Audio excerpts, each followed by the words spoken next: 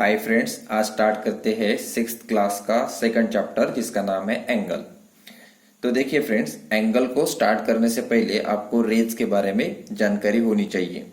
तो रेज क्या होता है तो हमने प्रीवियस चैप्टर में पढ़ा है, फिर भी मैं आपको यहाँ पे थोड़ा बता देता हूँ कि वन फिक्स पॉइंट से एक अनलिमिटेड लाइन निकलती है, उसका वन पॉइंट फिक्स रहता है, उसे हम कहते हैं रे। इसी सेम पॉइंट से मैं यहाँ पे दूसरा रे निकालता हूं, तो ये दो रे हो गए। तो ये इन दोनों रे में जो भी स्पेस है उसे हम क्या कहते हैं, एंगल। उसे क्या कहते हैं हम, एंगल। जो सम, तो एंगल की डेफिनेशन क्या हो जाएंगे आपकी, some measure between two rays. Some measure between two rays meet at same point. क्या हो जाएंगी, some measure between two raise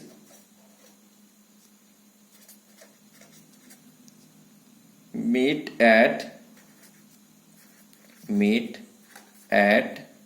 same point. Meet at same point, तो ये हो गया आपका एंगल। तो एंगल, तो अभी ये क्या हो गया आपका, आर्म। ये भी आपका आर्म हो गया।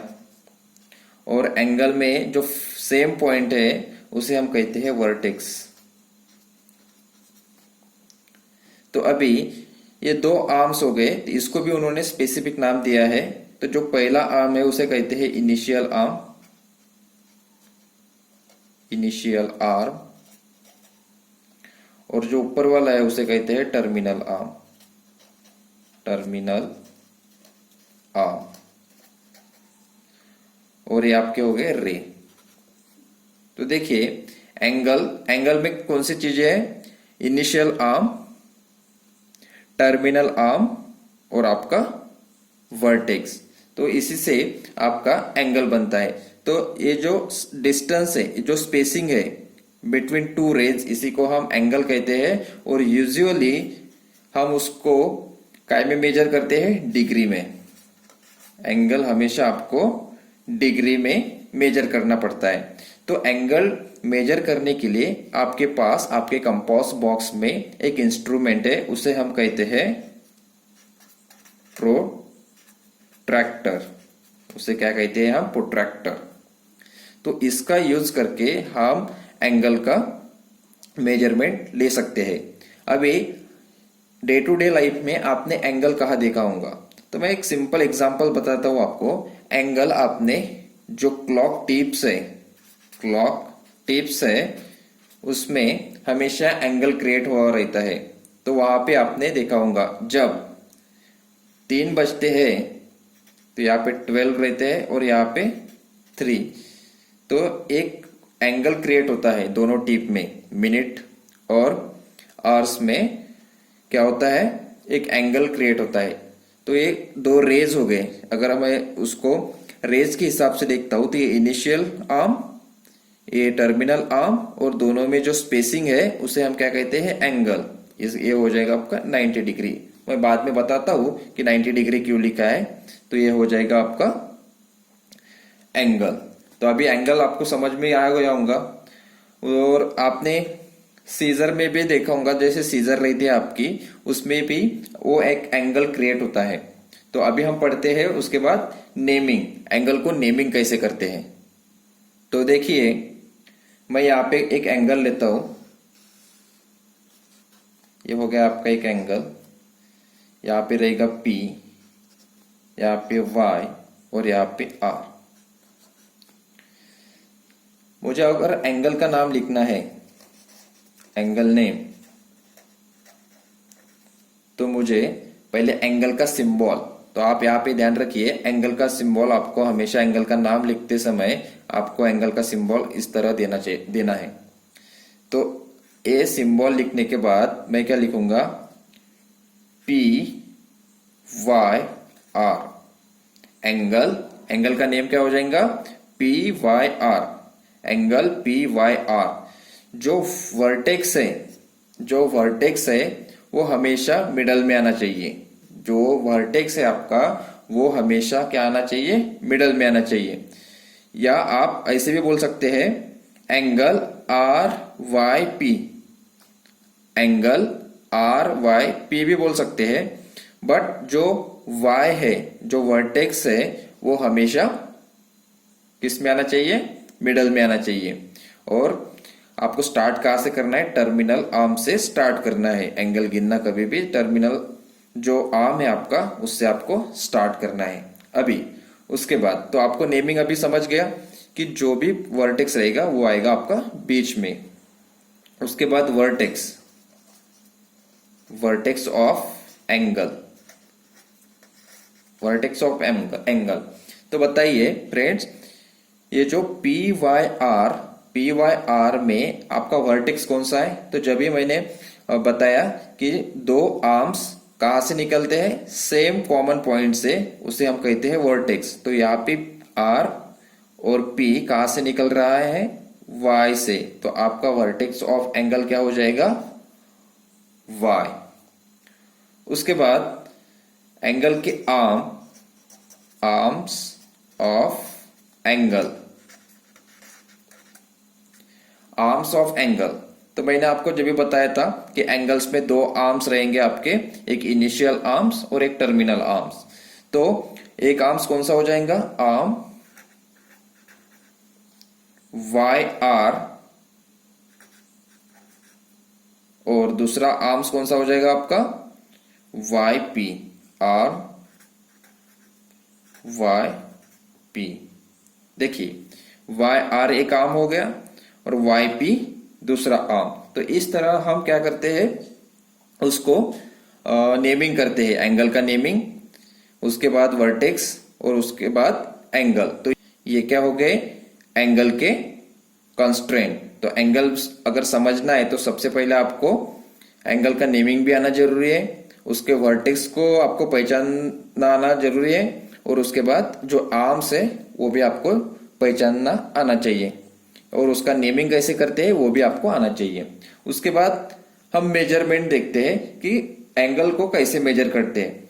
तो जो मेजरमेंट करने के लिए आपके कंपास बॉक्स में एक इंस्ट्रूमेंट है, उसे कहते हैं प्रोट्रैक्टर, उसे कहते हैं प्रोट्रैक्टर। वो इस तरह का रहता है, मैं अभी यहाँ पे थोड़ा ड्रॉ करके दिखाता हूं।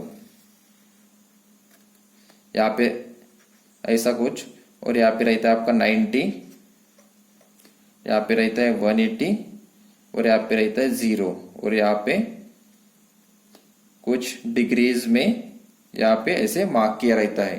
तो इसे कहते हैं हम प्रोट्रैक्टर। इसका यूज करके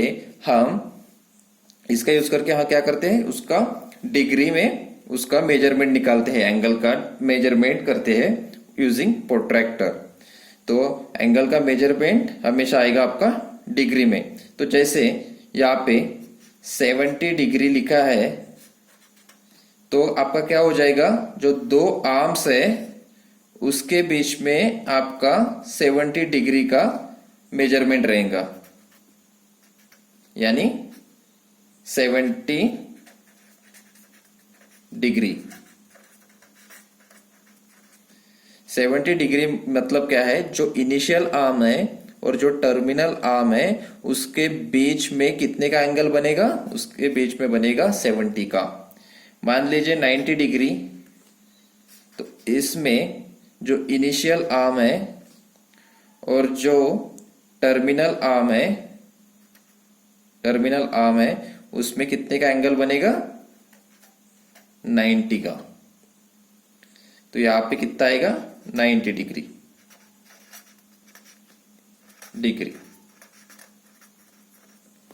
तो अभी आपको अगर 70 डिग्री बोला है तो क्या करना पड़ेगा, आपको दो आर्म में आपको कितना स्पेसिंग रखना है, 70 डिग्री का।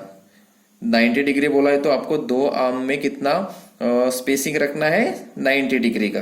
तो इस तरह हम उसको क्या करते हैं, मेजरमेंट करते हैं एंगल्स का। उसके बाद हम देखेंगे टाइप्स ऑफ एंगल्स। तो बेसिकली जो टाइप्स ऑफ एंगल होते हैं वो 3 टाइप्स के होते हैं, एक एक्यूट एंगल, एक राइट एंगल और एक ऑब्ट्यूज एंगल, ये बहुत इंपॉर्टेंट है। उसके बाद 3 है जो आपको सिर्फ ध्यान रखने पड़ेंगे, उसका उतना वो यूज नहीं है। तो जो एंगल के जो टाइप है वो उसके डिग्री के हिसाब से क्रिएट हुए हैं। तो देखिए, मैं यहां पे एक एंगल निकलता हूं, ये हो गया आपका 90 डिग्री।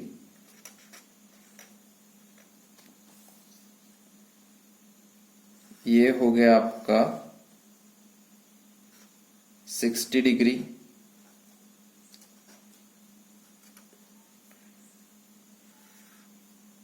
ये हो गया आपका 120 डिग्री।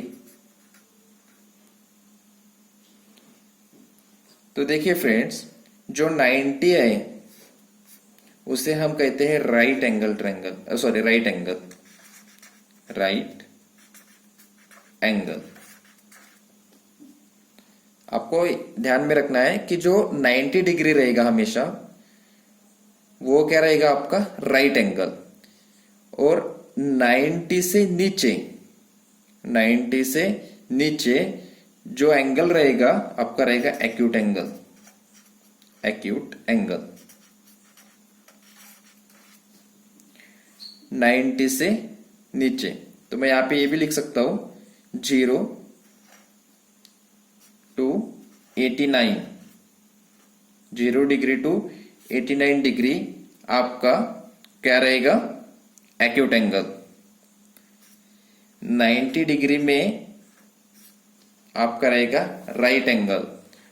अभी देखिए 90 के ऊपर दैट इज 91, जैसे ही आपका 91 डिग्री से 180 आता है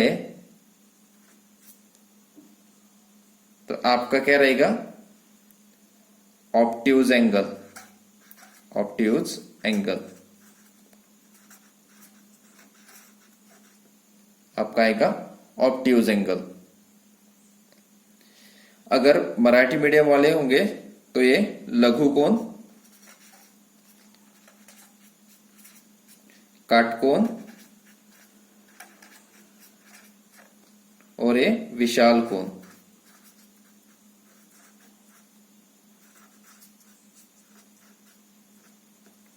ये हो गया आपका विशाल कोण। तो देखिए 90 के नीचे जो भी एंगल रहेगा वो रहेगा आपका एक्यूट एंगल। 90 एक्यूरेट रहेगा तो रहेगा आपका राइट एंगल। 90 के ऊपर रहेगा वो रहेगा आपका ऑब्ट्यूज एंगल। फिर उसके बाद और उसके 3 टाइप है वो हम देख। अगर स्ट्रेट लाइन 180 डिग्री, अगर आपका मेजरमेंट 180 डिग्री रहता है, मान लीजिए वो स्ट्रेट लाइन रहेगी, तो जो एंगल रहेगा उसका टाइप क्या रहेगा straight line angle, straight line angle. मान लीजिए कोई एंगल 180 से ग्रेटर है,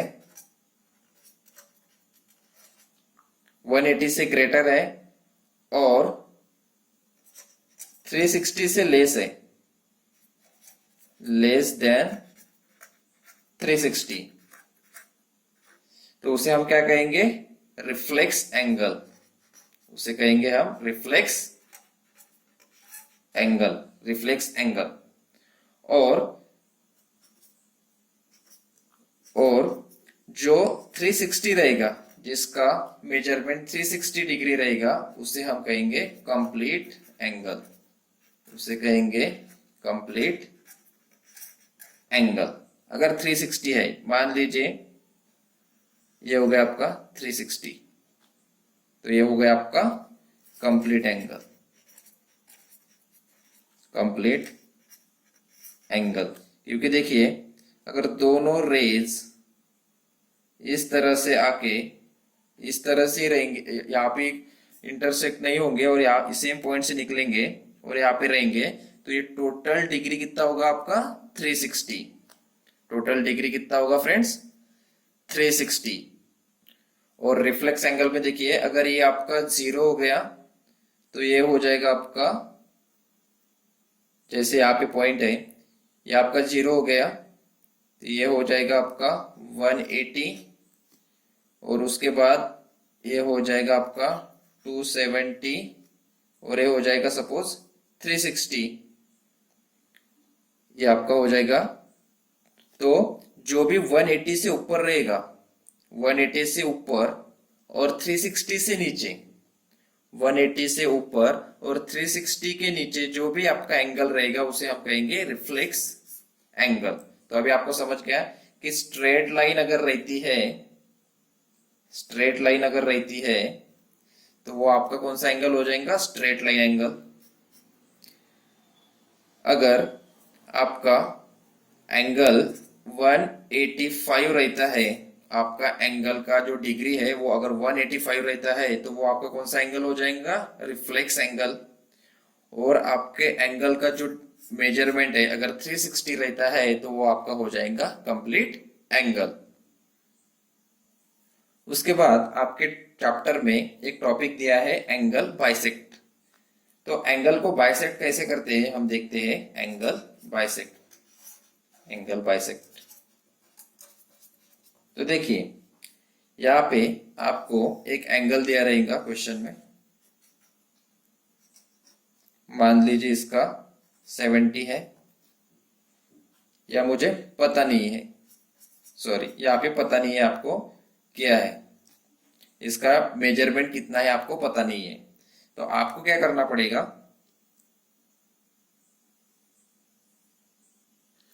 कि ये जो एंगल है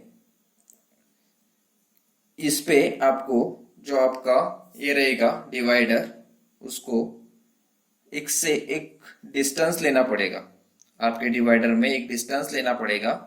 और मैं यहाँ पे और एक डायग्राम ड्रॉ करता हूं।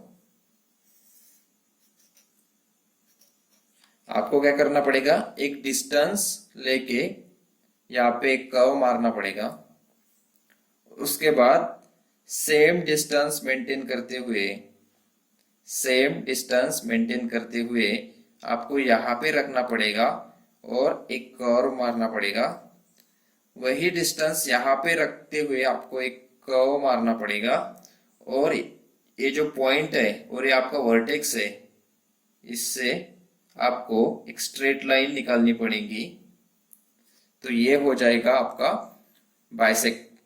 तो ये इसको अगर ये 70 रहता है, मान लीजिए अगर ये 70 रहता है तो ये अपने आप 35 हो जाएगा। मैं इसको नाम देता हूं पी क्यू आर। तो देखिए, और इसको ए बी। तो पहले क्या किया, एक उन्होंने जो क्वेश्चन दिया है उसको एज इट इज लिखा। फिर क्या करना है आपको, यहाँ पे कुछ डिस्टेंस लेके आपको जो डिवाइडर है उससे आपको यहाँ पे कर्व करना है। सेम डिस्टेंस मेंटेन करते हुए आपको बी पे रखना है, यहाँ पे एक कर्व मारना है। फिर ए पे रखते हुए एक कर्व ड्रॉ करना है, और उसमें से एक आपको स्ट्रेट लाइन ड्रॉ करनी है। तो आपका एंगल बाइसेक्टर क्रिएट हो जाएगा।